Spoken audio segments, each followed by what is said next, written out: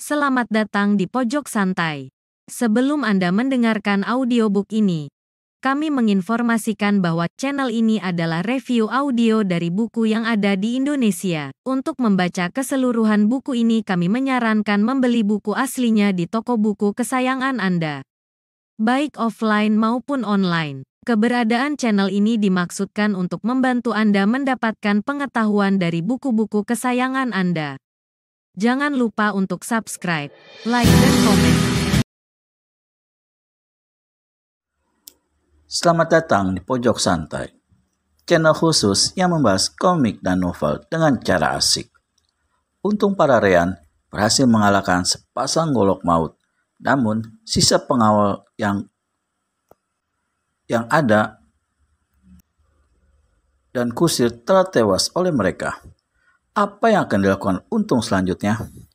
Yuk langsung saja disimak video berikut ini.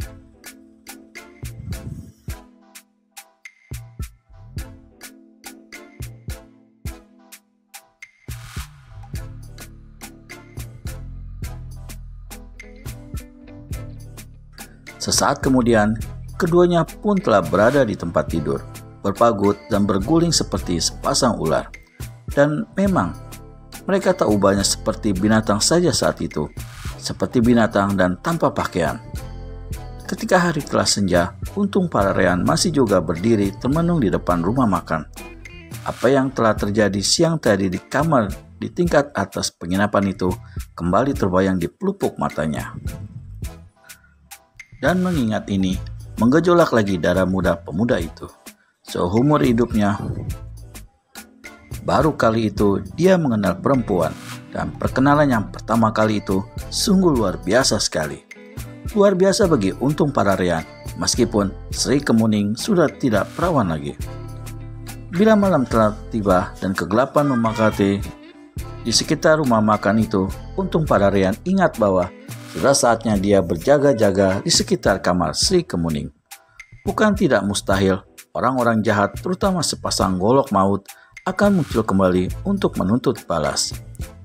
Tingkat atas semua penginapan diselimuti kesunyian. Di beberapa kamar kelihatan nyala lampu. Satu di antaranya adalah kamar Sri Kemuning. Untuk sesaat lamanya, Untung Pararean berdiri di depan pintu kamar itu. Kembali teringat olehnya apa yang telah terjadi di dalam kamar tersebut siang tadi. Tubuh Sri Kemuning yang keringatan, pelukannya yang ketat liar, nafasnya memburu dan gigitannya yang berulang-ulang pada kulit dadanya. Semuanya teringat lagi. Sewaktu hendak ditinggalkannya, hadapan pintu kamar menuju ke ujung langkan di tingkat atas itu, tiba-tiba saja pintu kamar terbuka. Sri Kemuning memunculkan kepalanya. Dia terkejut melihat seseorang berdiri di depan pintu, namun keterkejutan itu segera berubah menjadi kegembiraan ketika dia mengenali bahwa yang berdiri itu adalah Untung Pararean. Terkejut? Tanya Untung Pararean menegur. Matanya liar meneliti para Sri Kemuning. Gadis ini barusan saja habis bersolek hingga parasnya lebih segar dan lebih cantik. Ditambah lagi saat itu dia mengenakan pakaian yang bagian terbuka lebar hingga kedua pangkal jelas kelihatan tersembul keluar, membuat Untung Pararean jadi blingsatan tak karuan. "Aku kira siapa?" ujar Sri Kemuning sambil melontarkan senyum genit. Kau sudah mulai berjaga-jaga sesiang ini?"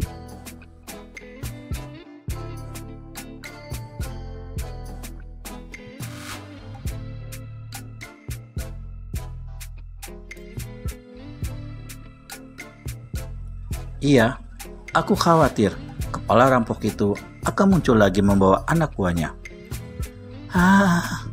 Betapa senangnya mempunyai seorang pengawal yang setia sepertimu ini, Untung," kata Sri Kemuning pula dengan tertawa cerah, lalu berdiri di tepi terali langkan di tingkat atas itu.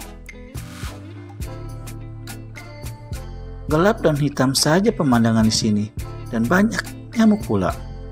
Dipalingkannya kepalanya pada Untung Pararean, lalu dipegangnya lengan pemuda itu hingga hasratnya menyesak-nyesak di dada si pemuda, kembali membuat sekujur tubuhnya panas dingin laksana orang diserang demam malaria. Diremasnya tangan gadis itu. untuk sesekali mereka saling berpandangan. Hasrat hati untuk kembali mengulangi apa yang telah mereka lakukan siang tadi kentara terbayang di bola mata masing-masing. Untung para Ryan tak dapat menahan hatinya lagi saat itu. Diulurkannya tangannya, hendak memeluk Sri Kemuning, tapi dia kecewa karena gadis itu mengelak. "Jangan di luar sini, Untung," bisik Sri Kemuning. Ditatapnya pemuda itu sebentar, digoyangkannya kepala ke arah pintu, lalu masuk ke kamar tanpa menguncikan daun pintu. Untung para Ryan berdiri mematung sejenak lamanya. Dia memandang ke dalam kamar lewat pintu yang terbuka, dan dilihatnya Sri Kemuning berdiri di hadapan sebuah kaca besar, menanggalkan pakaiannya satu demi satu. Laksana gila, Untung para Ryan menghambur masuk ke dalam kamar itu. Laksana gila, Untung para Ryan menghambur masuk ke dalam kamar itu. Sesaat kemudian, keduanya sudah berada di atas tempat tidur. Untung para Ryan baru saja hendak meneduhi tubuh Sri Kemuning ketika di atas genteng terdengar suara tertawa bekakakan yang membuat kedua insan di dalam kamar itu sama-sama tersentak kaget. "Rupanya kalian berdua adalah bangsanya. Bejat, bagus sekali. Teruskan niatmu mencapai surga dunia itu, pemuda. Bila sudah, aku menunggumu di halaman samping. Jangan lupa pakai pakaianmu dulu, biar kau secara wajar." Laksana kilat, Untung para Ryan melompat dari atas tempat tidur dan menyambar pakaiannya. Dengan keris, mustiko jagat di tangan kanan, dia keluar dari pintu kamar. Dia tidak takut pada manusia yang tadi bicara dan tertawa di atas genteng. Tapi jika dia berani datang, pastilah mengandalkan sesuatu. Ketika dia sampai di ujung langkah, apa yang diduganya ternyata betul. Tapi Untung para Ryan yakin akan keampuhan mustiko jagat. Maka tanpa ragu-ragu, dia melompat turun dari samping yang gelap, hanya diterangi bintang-bintang rembulan dan sinar lampu yang merambas di rumah makan dan penginapan. Suara tertawa bekakakan kembali mengumandang sewaktu Untung para Ryan sampai di halaman samping itu. "Apakah sudah kau teruskan tidur dengan gadis itu? Kalau belum, berarti kau akan penasaran, Untung para Ryan. Sepasang golok maut." Setelah selamat melarikan diri, mengapa berlaku bodoh untuk datang kembali? "Apakah kau punya nyawa rangkap?" bentak Untung para Ryan dengan suara tak kalah keras. Sambil membentak begitu, kedua matanya meneliti suasana sekelilingnya. Di belakang kepala rampok dari hutan dadakan itu, di bawah pohon cempedak, berdiri seorang kakek-kakek yang cuma mengenakan sehelai cawat. Tubuhnya kurus kering, tulang-tulangnya kelihatan bertonjolan, hingga dia tak ubahnya seperti tengkorak hidup saja. Kakek-kakek ini berambut keriting pendek dan cuma memiliki sebuah mata. Matanya sebelah kiri hanya merupakan satu lubang hitam yang besar dan mengerikan. Yang luar biasa dari orang yang kulitnya berwarna hitam ini ialah kedua tangannya yang teramat panjang hingga sampai ke betis. Tiba-tiba saja manusia ini mengeluarkan suara tertawa mengekeh dan menuding Untung para Ryan dengan tangannya yang panjang. Meski jarak mereka terpisah cukup jauh, tapi karena tangan manusia ini panjang sekali, maka ujung-ujung jarinya yang menuding hampir saja menyentuh hidung si pemuda, membuat Untung para Ryan tercekat juga hatinya. "Pemuda gendang, kau segera akan, tapi masih berani bicara sombong di hadapanku. Hei orang aneh, aku tidak kenal padamu. Apa urusanmu mencampuri persoalan orang lain?" tugas Untung para Ryan.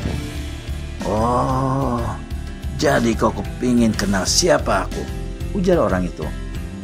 "Aku yang buruk ini bernama Tunggul Gawe-Gawe. Orang-orang menggelariku iblis tangan panjang, dan kedoyananku cuma satu, yakni paling senang mencabut nyawa manusia-manusia macammu."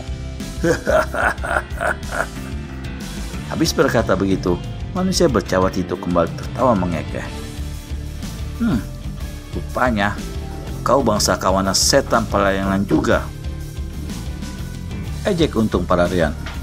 Manusia-manusia macammu memang pantas untuk jadi andalan rampok busuk ini. Aku tanya, apakah ada kawan kamu yang lain yang berada di sekitar sini? Sebaiknya lekas-lekas disuruh keluar agar bisa kulabrak sekaligus. Iblis tangan panjang, baiknya mari cepat-cepat saja kita bikin tamat di wajah ini pemudaan, seru sepasang golok maut. Bagaimana kelanjutan? Untung Pak Ryan menghadapi teman dari sepasang golok maut, yaitu iblis tangan panjang. Temukan jawabannya di video selanjutnya hanya di channel Pojok Santai. Segera subscribe dan tekan tombol lonceng untuk mendapat notifikasi video terbaru dari kami. Terima kasih dan sampai bertemu kembali.